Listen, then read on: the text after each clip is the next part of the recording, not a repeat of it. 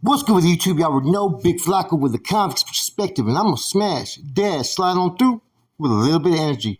Please hit the like, subscribe, comment, do all those things to help support this channel, and hit that bell notification for future fire content. Well, as you guys know, this past weekend, well, maybe you guys don't know, those from San Jose know what I'm about to talk about, but there was an NF member who's in the county jail right now, right? Eric Zarate, Baby G, right?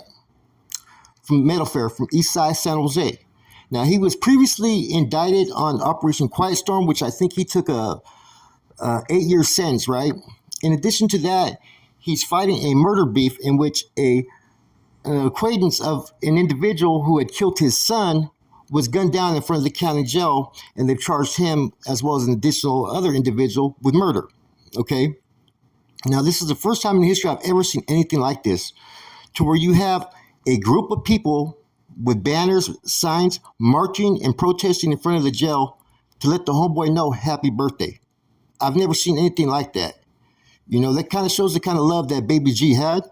I remember him when he was just a young and soldado. You know what I'm saying? We were in San Quentin. We were actually in a Donner section together.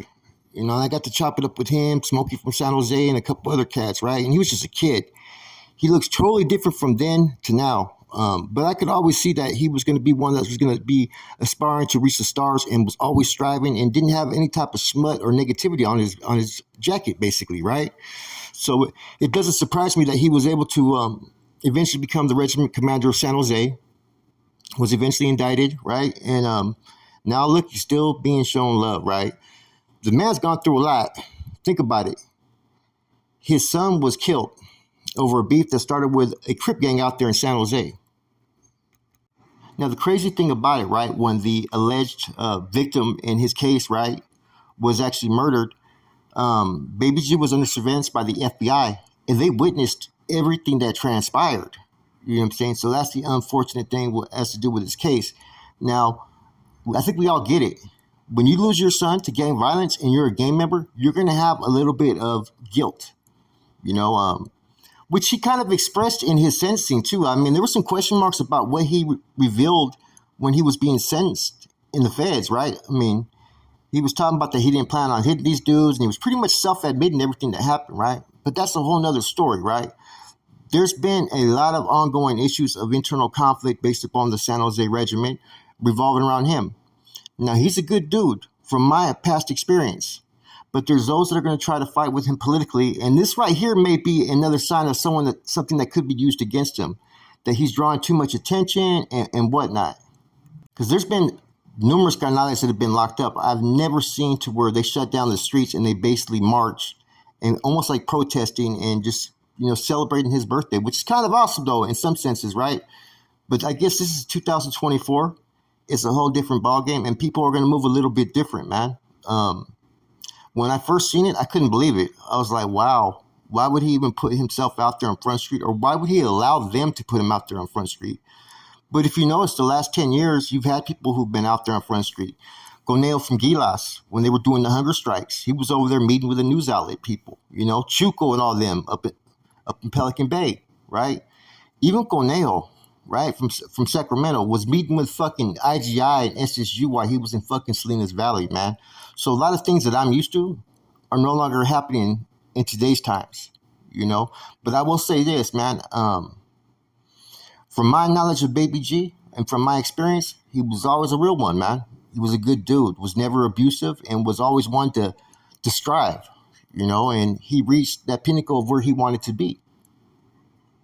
Now, of course, the death of his son must be weighing, you know, heavy on him, and along with the Operation Quiet Storm indictment, man, who knows where his mind's at today? You know, like I said, you know, it's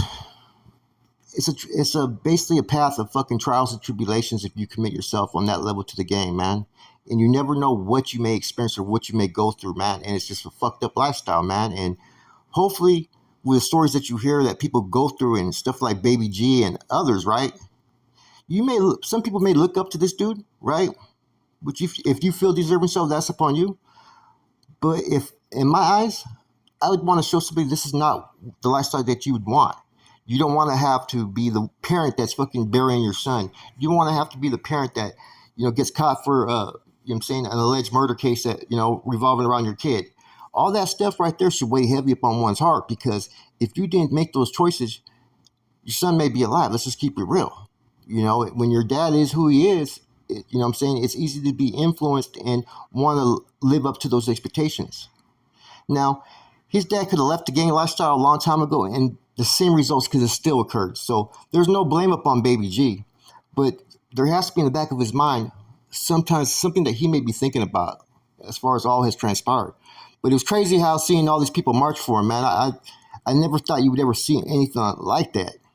I mean, you didn't even have that when Armando Quinn got killed up over there in High Desert. You would think that if ever there was to be any type of protest or anything, it would have been revolving around that issue. Um, but he did keep Sanho pretty unified, and he was able to kind of, maneuver around all the state fed bullshit that was going on, and maintain a path of moving forward without fucking getting sucked into all the bullshit. And I do think that maybe he needed to see this type of support, man. Especially all the shit that he's gone through the last few years, man. I don't wish that upon anybody, and I don't know how Baby G is as a carnal, but if he was anything like he was as a bro, I could see him always trying to make the right choices and right decisions on behalf of the people. That was his get down, so I don't see that really changing, There's a lot of dudes that are carnales that are basically NF members that are basically still hermanos today. And what I mean by that is they still live by the ideologies of a Nuestra Raza Soldado, right? Which is to be frontline and to put yourself first and foremost before the people. You know what I'm saying? A lot of people don't live by those morals anymore. Anyways, man, this was awesome to see, man. And like I said, I have mixed feelings about it, man. I hope, like I said, Baby G finds his, where he wants to be at in life right now. He must be going through a lot of shit. It's not easy to have to bury your son due to gang violence, and being that, you were one of the main contributors to the activities that were going on in San Jose. Just think about it. That's something you have to have in the back of your mind. Is this karma? You don't know. Anyways, with that said, it's your boy Flacco, Convict's Perspective. I'm gone.